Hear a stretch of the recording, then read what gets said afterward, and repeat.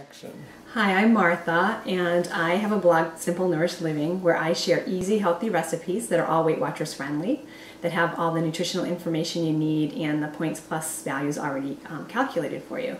And the reason I love to do that is because I'm a Weight Watchers lifetime member myself. I first did Weight Watchers, oh gosh, it's over 20 years ago. And I like to say that when it comes to weight loss, when it comes to Weight Watchers, I'm a slow learner. But slow and steady sometimes wins the race, as I am living proof of. And essentially, I'd like to take a few minutes today just to kind of share my Weight Watchers story with you, because I think it can be helpful just to know that, to sort of learn about what people's true experiences are. Sometimes you see the commercials on TV and they make it all look so easy and effortless, and it's really not always the case at all.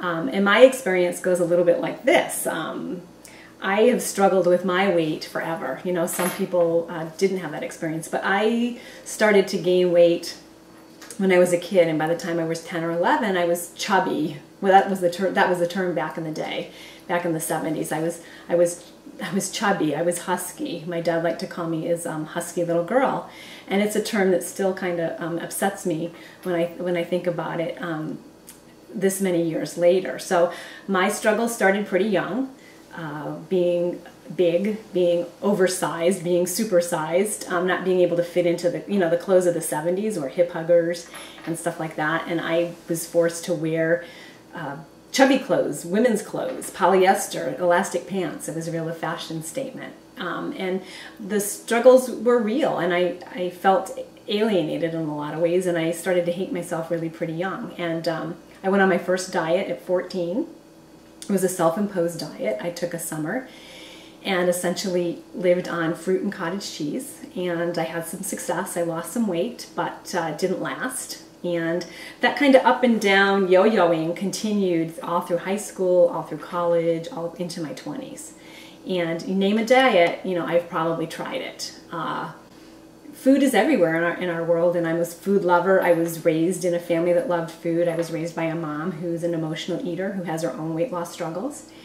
And I was just caught in a vicious cycle. And everybody who's done Weight Watchers talks about their aha moment.